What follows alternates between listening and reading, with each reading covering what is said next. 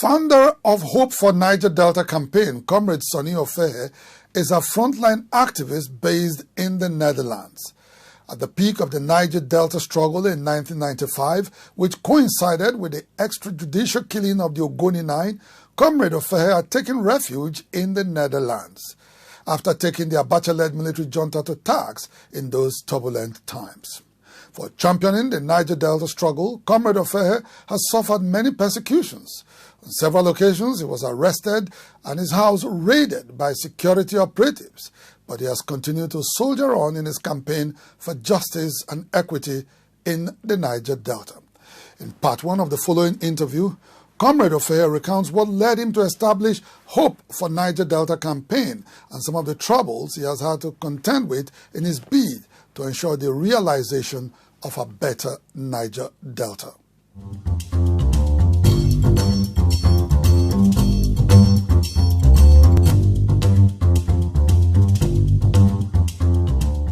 Before we go into the real issues, affecting the Niger Delta, tell me, how's it been like, all these past years, having to suffer persecution, as it were, because of your passion for the Niger Delta? Yeah. Well, it has not been easy at all because I left Nigeria in 1995 to the Netherlands in the wake of the assassination of Ken Saro-Wiwa and the 8 other Ogoni activists. And because of the complacency, the fact that Shell was mentioned in the deaths of these activists, it made a whole lot of news in the Netherlands, which happened to be the headquarters of Shell. So when I got to the Netherlands, a lot of people were asking me questions about the role of Shell in the killing of these Ogoni activists, and also in the course of reporting that there were a lot of reports that were published internationally on the environmental degradation in the Niger Delta area and how it has affected the human conditions of the people. So I started realizing that the interest to understand what we were suffering was beginning to get international attention. Yes. So I wanted to also make my contribution to that effect. So I also realized that even the journalists were not properly informed because it was a remote area in the Niger Delta. Most of them were not having the opportunity to visit the Niger Delta. So in 2006, I started an NGO called Hope for Niger Delta campaign. And the reason why I started that NGO was to address some of the environmental and human rights issues resulting from oil extractions in the Niger Delta. And I was further motivated to do that because when I moved to Rotterdam, Rotterdam happened to be an oil refining city in the Netherlands. At that time, Rotterdam had the biggest seaport in the world, and so there were a lot of marine and oil and gas activities taking place in the area. So I was able to see the double standard on how Shell, as a multinational oil company, was operating in the Netherlands and how they were also operating in the Niger Delta region. So I saw that there were many things that were not done properly. So we started using the NGO to sort of like address some of these issues. And then in the course of discussing the problems of our people, there was need for me to also provide them evidence in relation to how our people were responding to oil spills, destroying the water and the land, and also gas flaring. So that was how we started. And then I also realized that in the course of time that there were a lot of renowned international NGOs that also wanted to make contribution to seeing the situation being bettered. Organizations like Amnesty International, Friends of the Earth. So we started working in collaboration. And it was not easy being a Nigerian working from an isolation. And so I became the soft target for some kind of persecution. But it did not really deter me because I realized that if I don't do what I need to do, who will be the person to do that? Somebody needed to address the plight of our people on that international level.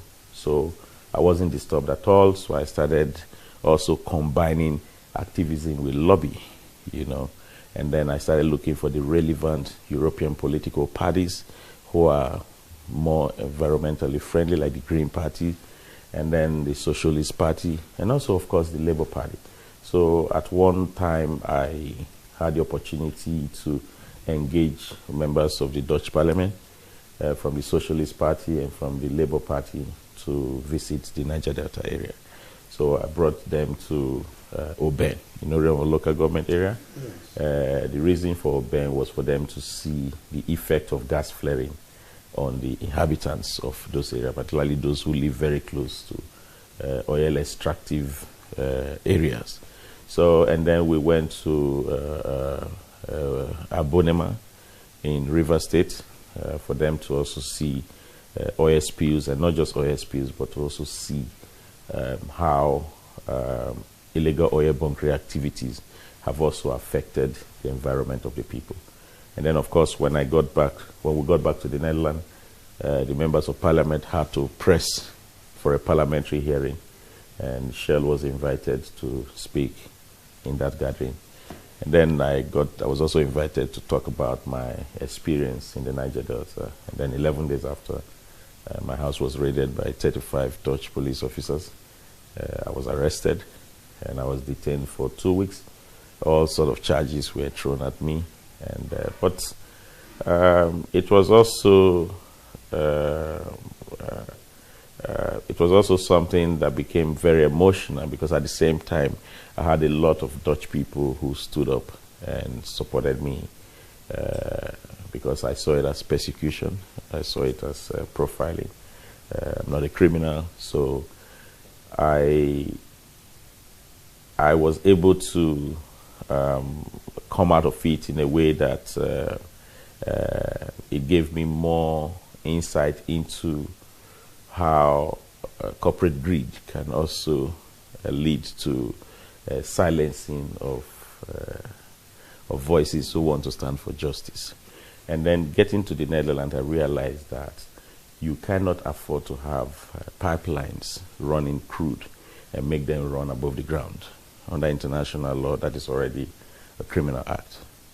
They're supposed to be buried in the ground. Yeah, but you know, we have these infractions everywhere. I mean, you can see the pipelines crisscrossing the Niger Delta surface. Yeah. You know, from time to time, yes. They are still there. Yes. They're still, you know, running out, you know, through villages, towns, communities. On top of that, you know, in spite of all the international, you know, agitation against gas flaring, we still continue to flare gas endlessly. In spite of the agitation, they cry, people in the Niger Delta. Unfortunately, it does appear that very little change is taking place, albeit very slowly. You know, there are many layers to it. When I speak at international event, the first question they ask me, which is a very good question, is why will you talk about infrastructural development? And you start mentioning companies like Shell. Shell is a business. It's a company that is coming to your area to make business. They pay taxes, they pay royalties, they pay everything that they are entitled to pay to the government. They pay to the government. So providing school, pipe-borne water, hospitals are supposed to be the function of the government. So I normally tell them that, yes, of course. I mean, that's supposed to be how it is. That's supposed to be the approach and how it works. But even in business, there's what we call corporate social responsibility.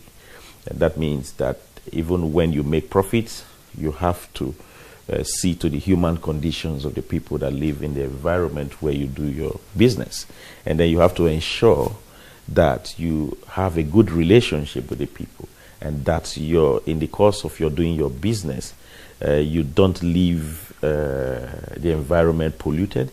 You don't leave them with health consequences as a result of your operations. And so we understand that as a corporation, in course of doing business, we see things like accidents, even in developed countries.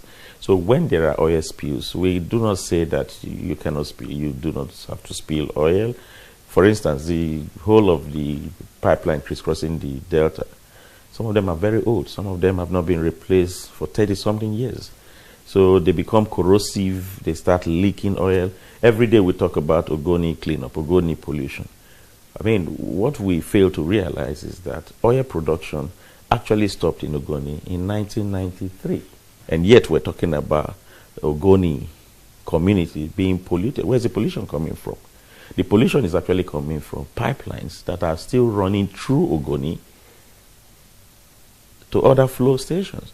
So due to the old nature of the pipes, the corrosive nature of the pipes, the leakages that are coming from the pipe, the communities are still feeling the impact of pollution. So those are the areas that need to be addressed. And so when you have such an accident, what do? You go there, you assess the damage, you remediate the environment, then you compensate the people who have been affected by such an action. So if these are done in accordance with how it should be done, we don't have a problem. In the Netherlands, once you flare, you pay. You pay even to the people who are living in that area. We cannot see an improved situation where even the agencies that are supposed to carry out the oversight on the oil companies to ensure that, the flaring, there is reduction and complete stop to gas flare in the area. Those agencies are non-existent, either because they are not properly funded or they don't have the technical know-how to be able to monitor the activities of the oil company and reprimand those oil companies when they don't follow internationally laid down standards. So what I personally ask on those platforms is that we're not against Shell. We're not against them doing their operations, of course. Shell has created some kind of employment possibilities for the people. But what we're against is the manner with which they carry out their operations in the Niger Delta. As a multinational oil company, there shouldn't be double standard at all. Inside the Niger Delta,